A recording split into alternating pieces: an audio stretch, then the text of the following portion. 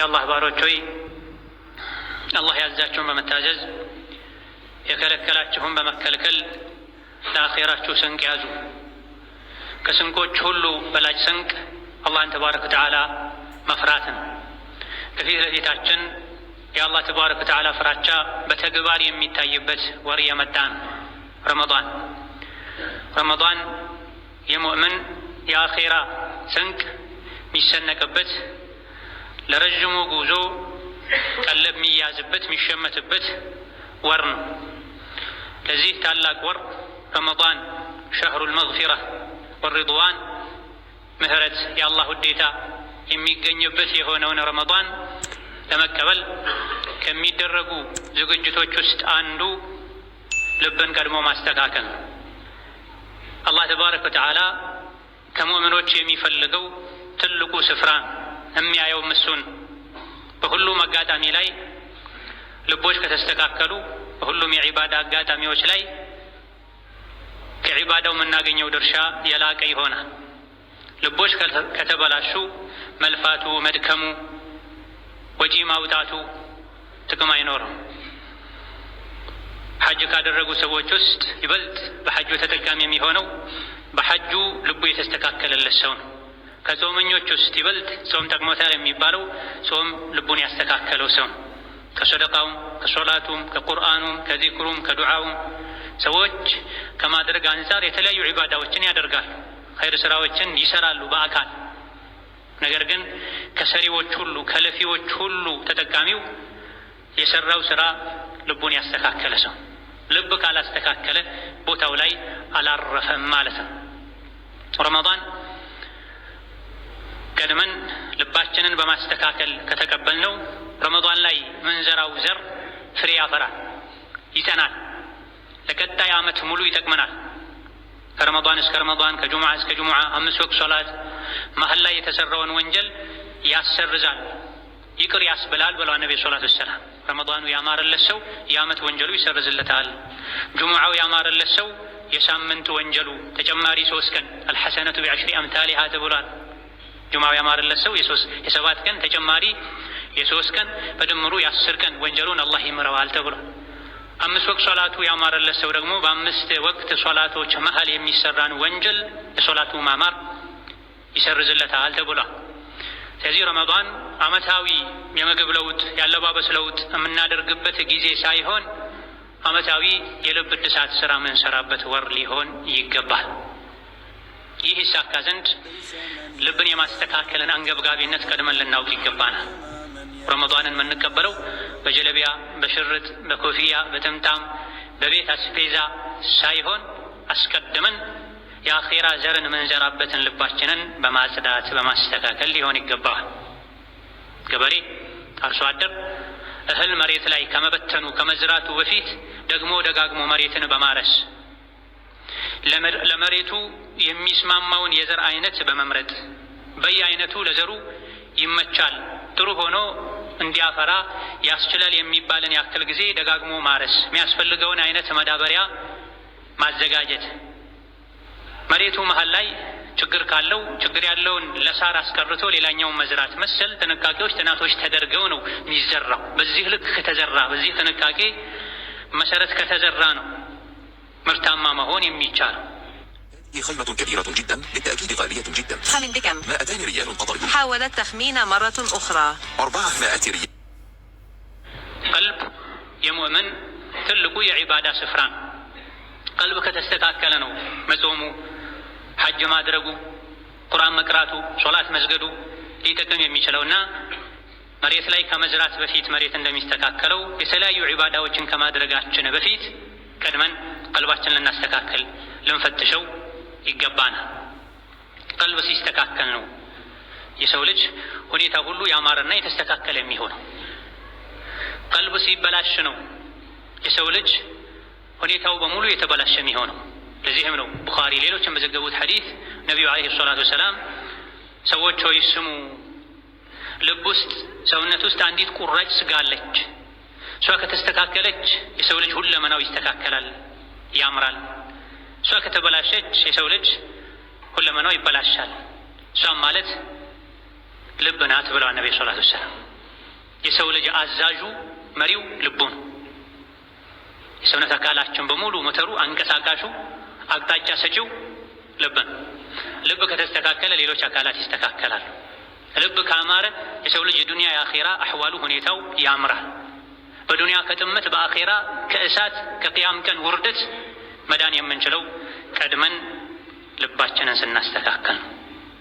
ልብ የግንባታው መሰረት ነው። የኢማን የመልካም ሥራ ግንባታ መሰረቱ መነሻው ልብ ነው። ቤት መሰረቱ ካላማረና ካልተስተካከለ ቀጥ ያለ ቤት ሊሆን እድሜ ያለው ቤት ሊሆን አይችልም። ይወድቃል፣ ይፈርሳል። ሲፈርስ ብዙ ነገር ያበላሻል። ልብም ስራም እንደዚሁም ልብን ሳያስተካክሉ በደመ ነፍስ በነሻጣ መልካም ሥራ መስራት ትርፉ ድካም ነው የሚሆነው። መልሶ ያበላሹታል። ሰዎችን በመስደብ የሰው ስም በማጥፋት የሰው ስጋ በመብላት በመሰል ነገሮች ልብ ሳይስተካከል የተሰራ ስራ መልሶ ይበላሻል። የቅያም ቀን ከውርደት ምንድነው ጀነት ምንገባው የጀነት ደረጃዎች ላይ ምንወጣው ልብ ሲስተካከል ነው። የውመ ላ የንፈዑ ማሉን ወላ በኑን ኢላ መን አተ ላህ ቢቀልቢን ሰሊም ብለዋል ነቢዩላህ ኢብራሂም አላህን ሲማጸን። የቅያም ቀን አታዋርደኝ። የቅያም ቀን ማለት ማንም ገንዘቡም ይሁን ልጁ ለሱ ምንም አይነት ጥቅም ማይጠቅምበት ቀን ነው። ንጹህ ልብ ይዞ ለመጣ ሰው እንጂ ልቡ ንጹህ የሆነ ሰው ልጁ ይጠቅመዋል፣ ገንዘቡ ይጠቅመዋል፣ ስልጣኑ ይጠቅመዋል፣ እውቀቱ ይጠቅመዋል። ልቡ ለተስተካከለ ሰው ልብ ሳይስተካከል ባለ ሀብት መሆን፣ የብዙ ልጆች አባት መሆን፣ ባለስልጣን መሆን፣ ባለ እውቀት መሆን ጥቅም የለውም ማለት። ገንዘብ የሚሆን ልጅ ማይጠቅምበት ቀን ነው የቅያም ቀን። ልቡ ንጹህ ላልሆነ ሰው ማለት ልቡ ንጹህ ለሆነና ልቡ ለተስተካከለ ሰው ገንዘብም፣ ዒባዳም፣ ዚክርም፣ ዱዓም፣ ልጅም ማንኛውም መልካም ነገር ይጠቅመዋል ማለት።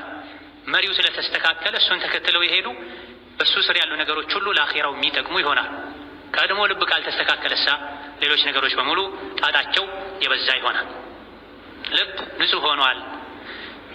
የንጹህ ልብ ባለቤት የቅያም ቀን ይድናል የሚባለው መቼ ነው? ልብ ከሽርክ ሲጸዳ፣ በዲን ላይ በአላህ ጉዳይ ላይ በአኼራ ላይ ከጥርጣሬ ሲጸዳ፣ ከምቀኝነት ከኩራት ለሰዎች ሸር ከማሰብ ሲጸዳ፣ ለአላህ ባሮች ኸይር ሲያስቡ ወንድሞቼ እህቶቼ ናቸው ሲሉ ኸይር ሲመኙላቸው ሸርን ሲጠሉላቸው ቅን ሲሆኑ ልብ ንጹህ ሆኗል ይባላል።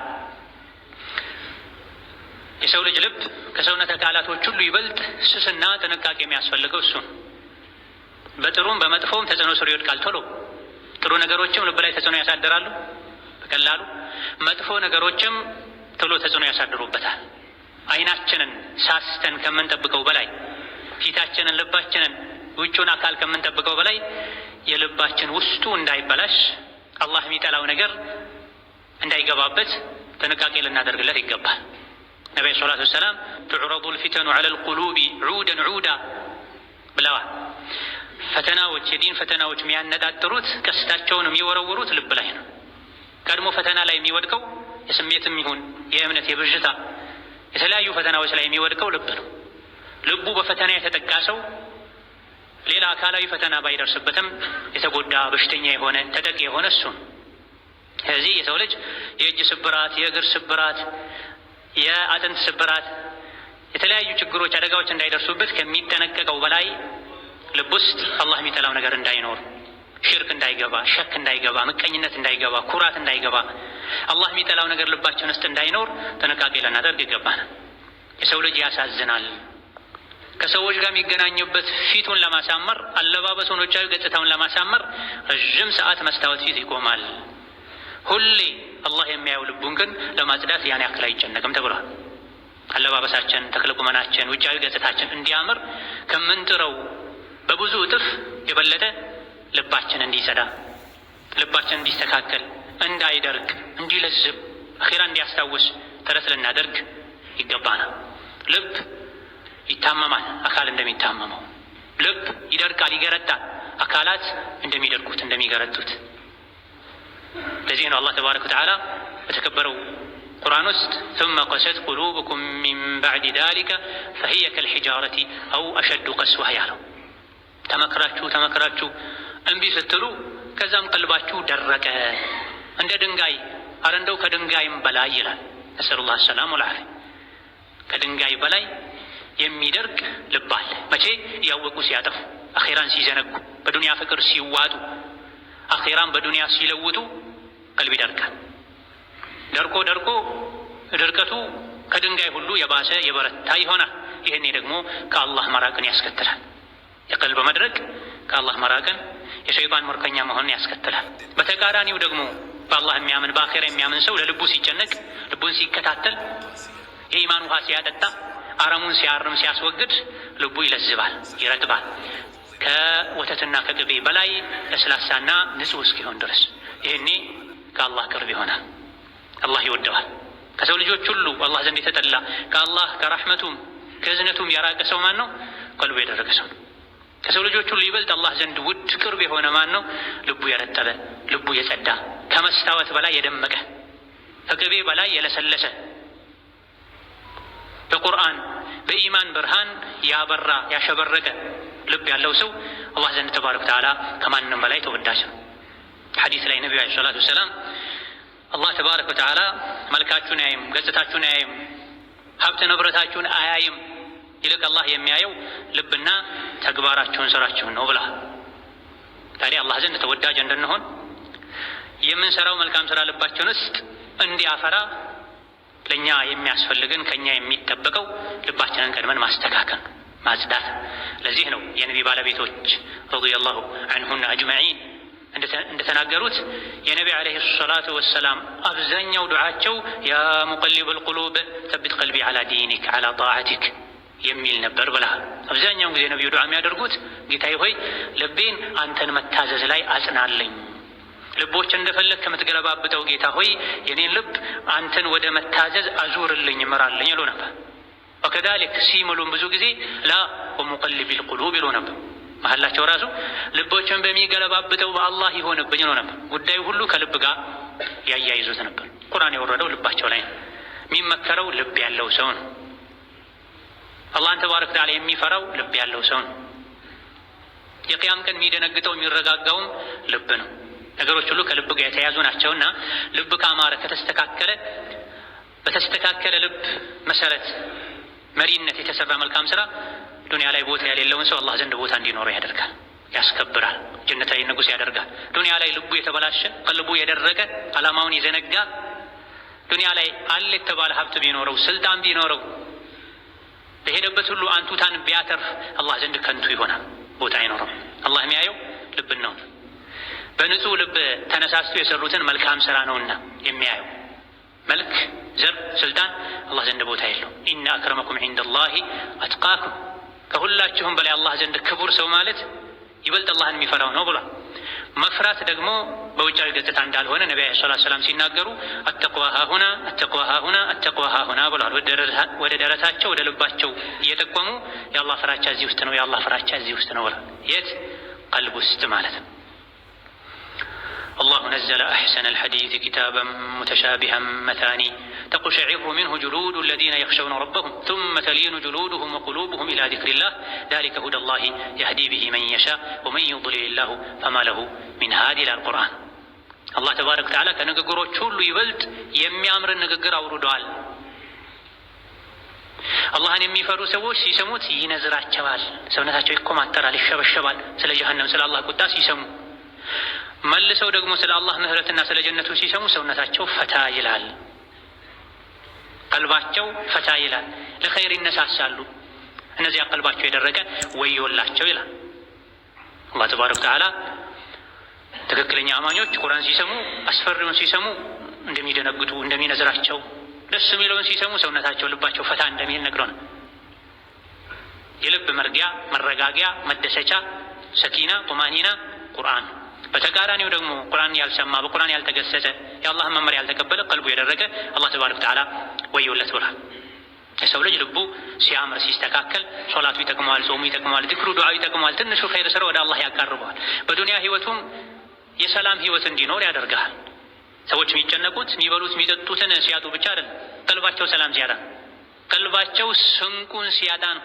አካል እንደሚራበው ልብም ይራባል፣ አካል እንደሚጠማው ልብም ይጠማል። ምግቡ ቀለቡ ፈውሱ ዚክር ነው፣ ዱዓ ለአላህ ዝቅ ማለት ነው፣ አኺራን ማስታወስ። ልብ ሲስተካከል የሰው ልጅ ልቡ ያበራል፣ ውስጡ ያበራል። የዱንያ የአኺራ ምንነት ግልጥ ብሎ ይታየዋል። ነፍሱ ቀልቡ በአላህ ተባረከ ወተዓላ ውዴታና ፍራቻ የተሞላ ይሆናል። ንያው ይስተካከላል። የሚሰራው ስራ ሁሉ ለአላህ ይሆናል።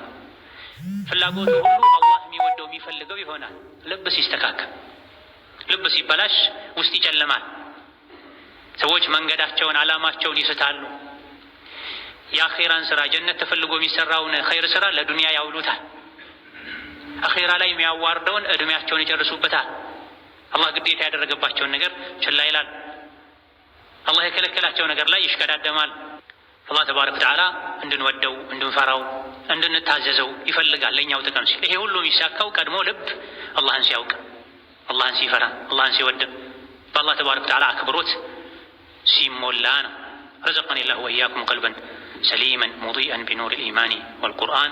بارك الله لي ولكم في القرآن العظيم ونفعني وإياكم بما فيه من الآيات والذكر الحكيم. أقول قولي هذا وأستغفر الله لي ولكم ولسائر المسلمين من كل ذنب وخطيئة فاستغفروه إنه هو الغفور الرحيم والبر